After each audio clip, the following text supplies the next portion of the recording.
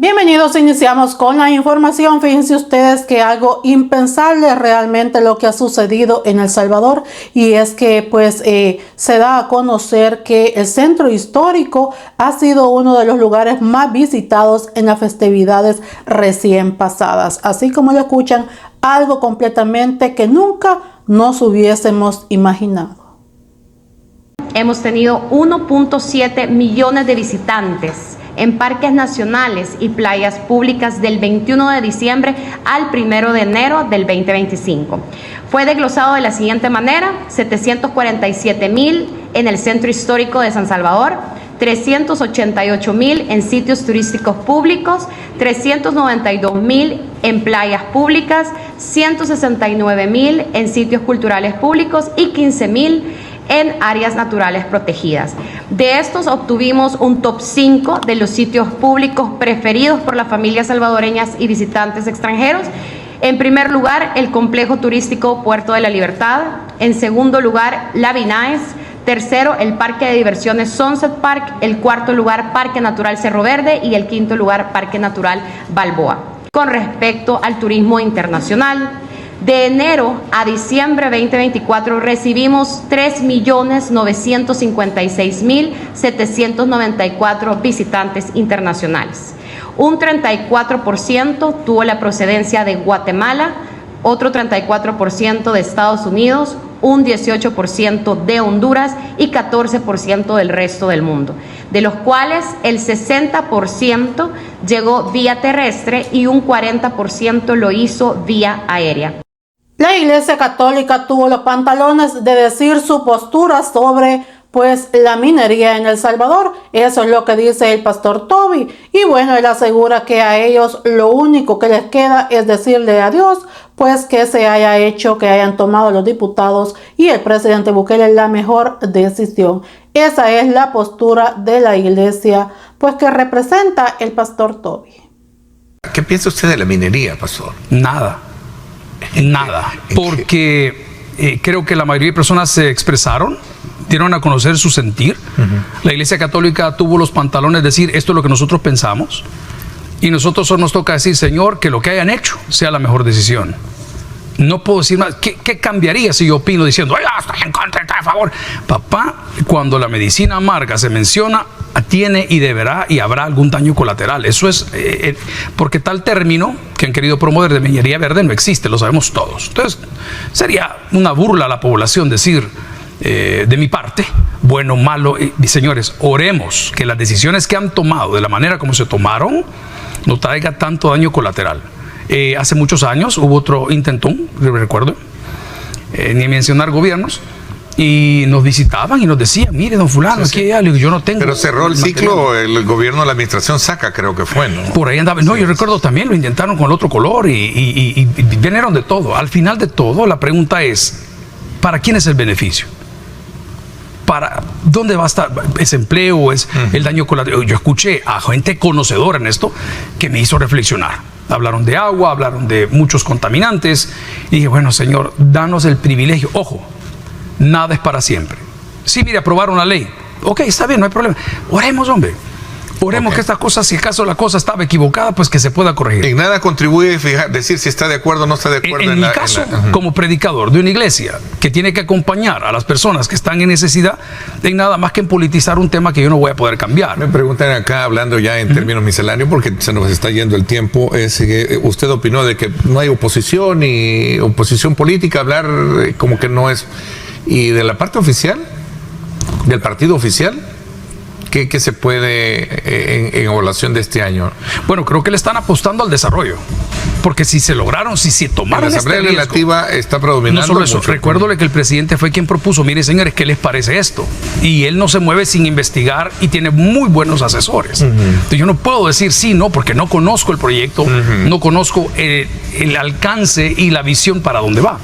Entonces, volviendo al punto, creo que si le están apostando de posicionar al país y sacarlo adelante del área financiera o económica, quizás por ahí es donde nos apunta. Mis oraciones con aquellos que están a favor, con los que están en contra. Nosotros estaremos siempre del lado de la justicia y orando a Dios que si existe el daño colateral, no dañe no traspase esos linderos de nuestra gente más o mayormente necesitada en el interior del país. No se están violando los derechos humanos en ningún momento en El Salvador. Eso es lo que dice el analista Arturo Grandón, analista de inteligencia, y es que él deja muy en claro de que en El Salvador los derechos humanos a los prisioneros no se les están violando. Simplemente, como todo prisionero pierden, se les restringen algunas libertades porque obviamente están guardando prisión por delincuentes. Él asegura que no están en un spa ni tampoco en un centro recreativo para tener todos los beneficios que puede obtener un ciudadano de bien. Que les quede muy claro a todas estas defensoras de criminales. Con esta fórmula que están copiando, por supuesto, o tratando de copiar de varios países, pero si nosotros logramos, o si El Salvador logra mantener esta cifra tan baja de homicidios, realmente El Salvador pasa a la delantera de los países más desarrollados del mundo, no solamente en estas materias, sino que hasta en la parte económica, y eso es lo más importante de esta situación. Arturo, aquí la oposición daba su discurso de que las pandillas, los terroristas, cumplían una función social. Ahora vemos de que poner tras las rejas a miles de pandilleros ha liberado a una nación. ¿Cuál es su valoración en torno a esos datos y el discurso que tiene la oposición acá? Bueno, ese es un discurso típico de la izquierda. Los comunistas, los izquierdistas y los progresistas en este momento están utilizando una serie de artimañas para engañar a la población, que ya han sido detectados y la población lo sabe, son puras mentiras, son puras falacias en realidad. Y esto del rol social que cumplían los pandilleros no era con la población, era con aquellos que tenían pacto con ellos, con aquellos que tenían acuerdos con los pandilleros, que eran generalmente políticos, el mismo gobierno, la misma presidencia de la República estaba involucrado, habían jueces involucrados, fiscales, habían ciertos diputados involucrados con los pandilleros y, por supuesto, empresarios que estaban involucrados con el crimen organizado que existía en El Salvador. Ese era el único rol social que cumplían. O sea, por supuesto que aparecían una cantidad de personas trabajando, entre comillas, en estos ilícitos, y eso en realidad no es ningún aporte. O sea, sigo insistiendo, la izquierda con su discurso, los progres con su discurso, tergiversan y cambian todo para engañar a la población, para poner en duda de lo que se está haciendo y para ellos nuevamente tomar el poder. Pero eso en realidad, Dios mediante, no va a suceder porque la gente se dio cuenta efectivamente de que la vida que estaban llevando antes que ocurriera este cambio magistral y espectacular en El Salvador, era una vida, ¿cierto?, de encierro, era una vida de miedo, y era una vida en realidad de pobreza, porque la gente bajo ese régimen de delincuencia y de extorsiones y de toques de queda, ¿cierto?, en cada uno de los cantones, de las colonias o de los pueblos, no podían avanzar, no podían desarrollarse. Por lo tanto, aquí vemos, ¿cierto?, que el tan llamado rol social del que hablan las ONG de derechos humanos, del que hablan, ¿cierto?, aquellos periodistas o aquellas instituciones o grupos que estaban recibiendo dinero de parte de las pandillas, obvio que van a estar en contra de lo que está ocurriendo porque se les terminó la fiesta, se les terminó la buena vida. Y eso tiene que pasar en el resto de los países, tienen que ver e imitar lo que se está haciendo en El Salvador, porque lo que se está haciendo bien, y lo más importante, que lo que se está haciendo bien y el beneficio y la ayuda y la contribución a la sociedad se está haciendo desde el gobierno actual, del gobierno del presidente Nayib Bukele, y para la población en general, no para un grupo pequeño, ¿cierto?, que tenía sus intereses en que las pandillas sigan funcionando. Arturo, ¿cómo queda entonces la postura de las organizaciones en pro de los derechos humanos? Acá se cuestionaba mucho por el tema del régimen, pero vemos estos resultados donde se ha salvado millones de vidas de salvadoreños honrados que antes vivíamos en ese flagelo, y me incluyo porque también, existía miedo del accionar de las pandillas. Uno no podía salir tranquilo porque ellos tenían el dominio del territorio.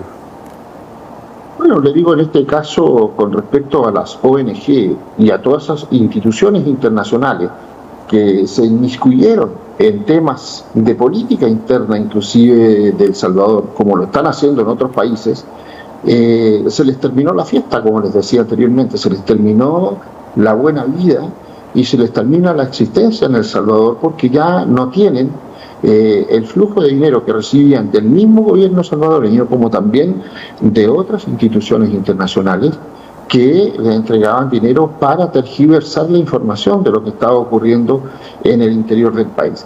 Las instituciones, ONG, de derechos humanos sobre todo, son aquellas instituciones que vegetan y viven en base a la mentira, en el apoyo a los grupos subversivos, en apoyo a los grupos delincuenciales, en apoyo a los narcotraficantes y a los terroristas. Ellos defienden a los delincuentes, pero dejan de lado a la población civil. En el fondo esto es el mundo al revés.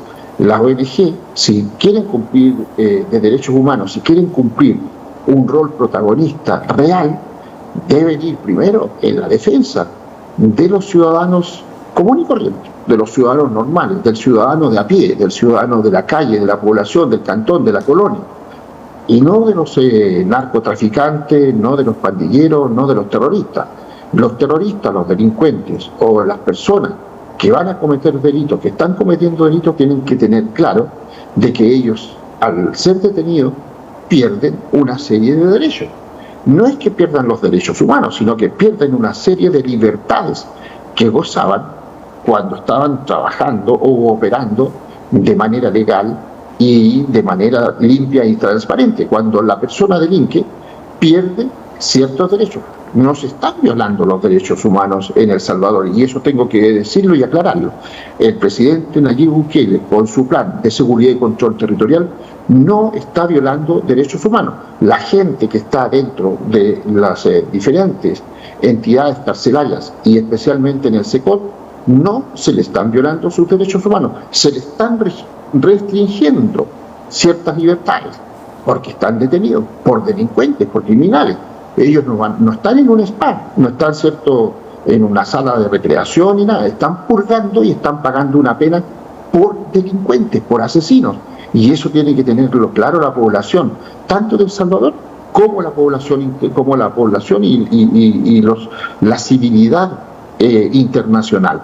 En realidad, los derechos humanos se respetan en El Salvador en la justa medida, pero primero, por sobre todo, están los derechos humanos de los ciudadanos, de la policía y de las Fuerzas Armadas. El mundo realmente es como tiene que ser y no al revés como lo estamos viendo en otros países.